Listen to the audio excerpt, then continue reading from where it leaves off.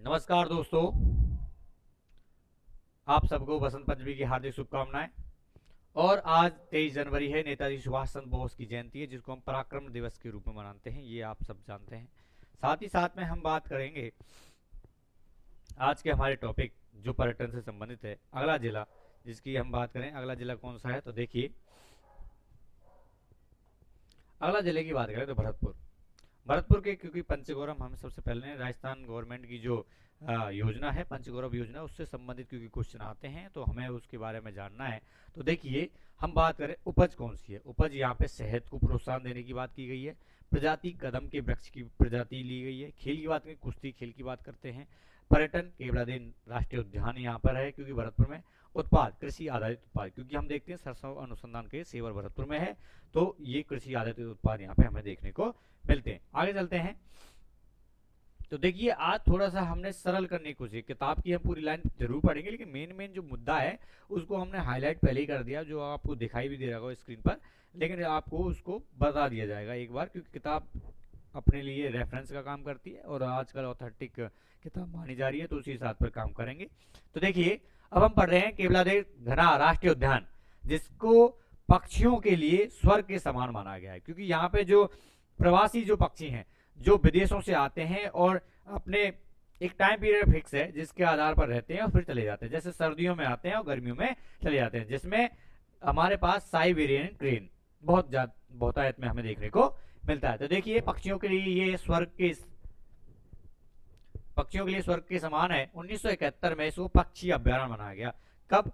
1971 में क्या बनाया गया साहब? पक्षी अभ्यारण्य। क्या बनाया गया? पक्षी अभ्यारण्य।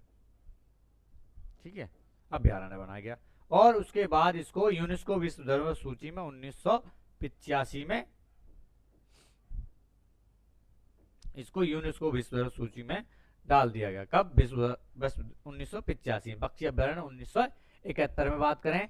और उसके बाद ये कुछ यहाँ पे विदेशी जो दुर्लभ पक्षी हैं वो आते हैं सर्दियों के टाइम पे और गर्मियों में चले जाते हैं। आगे बात करें, यहाँ पे 230 के लगभग प्रवासी जो प्रजातियां हैं वो पाई जाती हैं। पहले यहाँ पे क्या है, 18वीं सदी में एक छोटा जलाशय हुआ करता था जिसके आसपास ये माना जाता था घना पक्षी विहार के रूप में। आगे बात करें, ये विश्व का सबसे शानदार और आकर्षक पक्षी विहार होने का गौरव प्राप्त है इसको। और यहाँ पे बहुत सारे पक्षी पाए जाते हैं, जिसमें साइबेरियन क्रेन, भारतीय सारस, ये काफी अच्छी मात्रा में हमें देखने को मिलता है। लोहागढ़ किला, अजय होने का जो गौरव है लोहागढ़ किले को क्योंकि प्रदान किया गया है।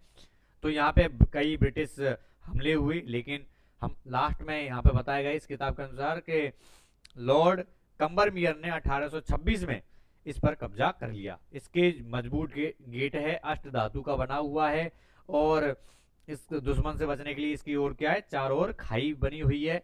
और यहाँ पे कुछ हमारे पास स्मारक हैं, यानी महल भी हैं। तो देखिए, हम बात करें तो कोठी महल है। कौन सा है?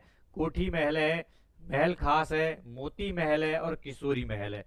4 महल दिए गए हैं, कोठी खास, महल खास और मोती महल और किशोरी महल। 8 विशाल बुर्ज हैं, जिनमें से जवाहर बुर्ज और फतेह बुर्ज।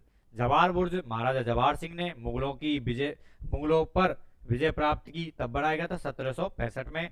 और फतेह जो बुर्ज है उसको अंग्रेजों पर विजय प्राप्त करने के रूप में 1806 में ये बनवाई गई थी। फतेह बुर्ज 1806 में बनवाई गई है और जवाहर बुर्ज जो है 1765 में। आगे बात करें बंद बेरेठा। बंद बेरेठा पुराना वन्य जीव अभ्यारण्य है, केवल जो वहां के शासक हुआ करते थे उनके शिकार खेलने के लिए बनवाया गया था। अब ये वर्तमान में वन विभाग के अधीन है। महाराजा जसवंत सिंह ने 1866 महाराजा जसवंत सिंह ने बांध का निर्माण कराया और 1897 में महाराजा राम सिंह ने इसको पूरा करवाया।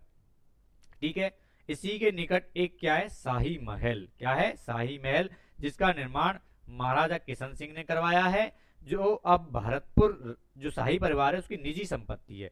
बंद बैरेटा में जो है चौपाई जानवर भी पाए जाते हैं और उससे ज्यादा 200 से अधिक प्रजातियों के ये पक्षी भी पाए जाते हैं। तो ये भरतपुर के हमने मेन पढ़ा, जिसमें हमने देखा केवलादेव राष्ट्रीय उद्यान है, लोहागढ़ है। अब देखते हैं यहाँ पे गंगा मंदिर।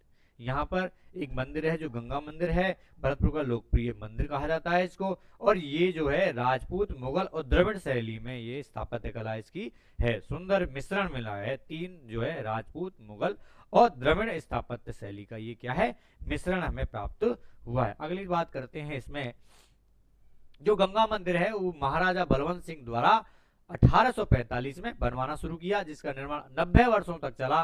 और उनके उत्तराधिकारी राजा ब्रजेंद्र सिंह ने इस मंदिर में देवी गंगा नदी की मूर्ति का यहाँ पे स्थापना की। तो देखिए, बनवाया था, शुरू किया महाराजा बलवंत सिंह ने, राजा विजेंद्र सिंह ने यहाँ पे देवी गंगा माता की जो है मूर्ति रखी है। और उस मान्यता क्या है कि राज्य के जितने भी कर्मचारी थे उन्होंने क्या किया, अपने वेतन, 1 माह का वेतन दिया। यहाँ पे हम बात करें, भगवान श्री कृष्ण की मूर्ति है, यहाँ पे लक्ष्मी नारायण जी की मूर्ति है, शिव और पार्वती की मूर्तियां हैं। और बात करें तो यहाँ पे गंगा सप्तमी और गंगा दशहरा, गंगा सप्तमी और गंगा दशहरा को यहाँ पे भारी संख्या में लोग आते हैं। आगे बात करें तो हमने देखा कि भरतपुर जिले में ये हमें आकर्षक चीज देखने को मिलती है। तो देखिए, भरतपुर जिले में पंचगौरव की हमने बात करी थी। यहाँ पर्यटन में हमने देखा केवलादेव राष्ट्रीय उद्यान है। इसके अलावा हम देखेंगे तो क्या क्या देखा है हमने, एक गंगा मंदिर देखा है साहब, गंगा मंदिर देखा है। और क्या देखा है, बंद बैरेठा देखा है। क्या देखा है, बंद बैरेठा, ये क्या है। और क्या देखा है, लोहागढ़ का किला देखा है, लोहागढ़ का किला देखा है। तो ये कुछ चीजें हैं जो पर्यटन से संबंधित है। तो ऐसी ही वीडियो देखने के लिए आप लगातार इस अपने जो YouTube चैनल है उस पर लगे रहें। BST तैयार करने वाले लोग जरूर जुड़ें, PYQ के आधार पर हम काफ़ी करेंगे। तो देखिए, आप चैनल को सब्सक्राइब कीजिए। धन्यवाद।